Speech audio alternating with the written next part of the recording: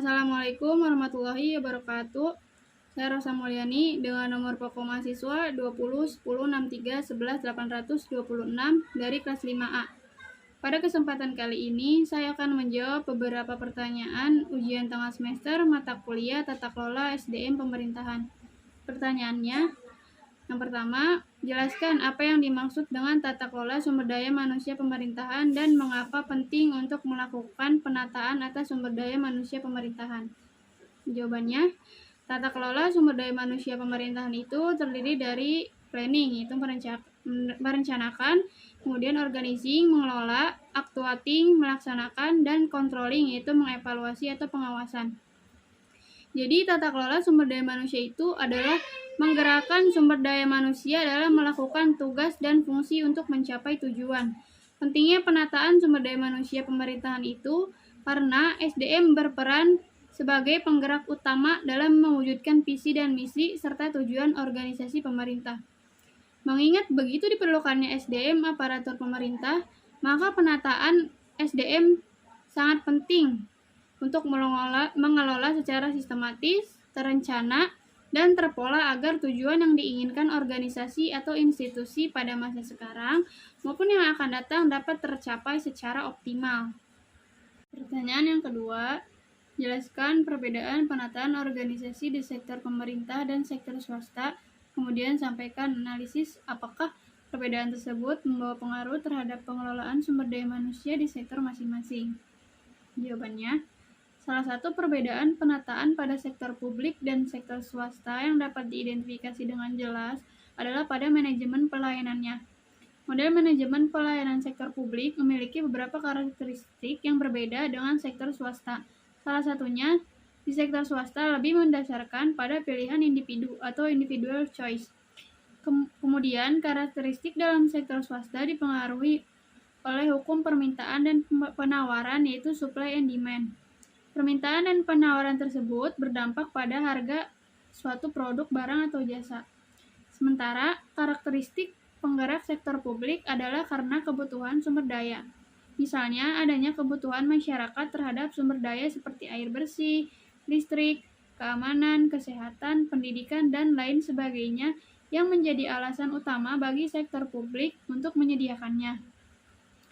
Kemudian, perbedaan tersebut menurut saya berpengaruh kepada kinerja pegawai dan tingkat kepuasan yang diperoleh oleh masyarakat. Pertanyaan yang ketiga, jelaskan perbedaan pandangan paradigma OPA, NPM, dan NPS dalam melihat pengelolaan aparatur sipil negara atau birokrasi. Jawabannya, yang pertama itu ada All Public Administration atau OPA. Ini pertama kali dikemukakan oleh seorang Presiden Amerika Serikat dan juga merupakan guru besar ilmu politik. Beliau menyatakan bidang administrasi itu sama dengan bidang bisnis. Maka dari itulah muncul konsep ini. Konsep All Public Administration ini memiliki tujuan melaksanakan kebijakan dan memberikan pelayanan, di mana dalam pelaksanaannya ini dilakukan dengan netral, profesional, dan lurus mengarah kepada tujuan yang telah ditetapkan. Ada dua kunci dalam memahami OPA ini. Yang pertama, adanya perbedaan yang jelas antara politik dengan administrasi. Yang kedua, publik diberikan kepada manajernya atau pemimpin agar tugas-tugas dapat dilakukan secara efektif dan efisien. Kemudian, yang kedua yaitu Neo Public Management atau NPM. Adalah paradigma yang muncul ketika melihat bahwa paradigma terdahulu yaitu administrasi klasik kurang efektif dalam memecahkan masalah dan memberikan pelayanan publik, termasuk membangun masyarakat. NPM secara umum dipandang sebagai suatu pendekatan dalam administrasi publik yang menerapkan pengetahuan dan pengalaman yang diperoleh dalam dunia manajemen bisnis dan disiplin yang lain untuk meningkatkan efisiensi dan efektivitas kinerja pelayanan publik pada birokrasi modern. Kemudian yang ketiga yaitu NPS, New Public Service. New Public Service atau NPM adalah salah satu cara pandang baru dalam administrasi negara yang mencoba menutupi atau mengcover kelemahan-kelemahan paradigma dari OPA dan NPM. NPS adalah paradigma yang memandang bahwa birokrasi adalah alat rakyat dan harus tunduk kepada apapun suara rakyat sepanjang suara itu rasional, dan legitimate secara normatif dan konstitusional. Pertanyaan yang keempat, yaitu pengadaan pegawai negeri sipil merupakan kegiatan untuk mengisi kebutuhan jabatan administrasi atau jabatan fungsional dalam suatu instansi pemerintah. Pertanyaannya, jelaskan mengapa penting melakukan kegiatan pengadaan pegawai negeri sipil. Jawabannya, karena untuk mendapatkan sumber daya manusia yang berkualitas dan sesuai dengan kebutuhan organisasi atau institusi, maka proses pengadaan ini dinilai sangat penting dan harus dilakukan secara efektif dan efisien. Pengadaan dalam hal ini yaitu rekrutmen. Rekrutmen merupakan kegiatan untuk mendapatkan pegawai dari berbagai sumber sesuai kualifikasi yang dibutuhkan, sehingga mereka mampu menjalankan misi organisasi. Metode rekrutmen ada dua, yaitu metode terbuka dan tertutup. Kemudian setelah proses rekrutmen, selanjutnya proses seleksi dan penempatan. Proses seleksi merupakan proses penyaringan siapa yang layak dan tidak layak untuk bekerja dalam sebuah organisasi.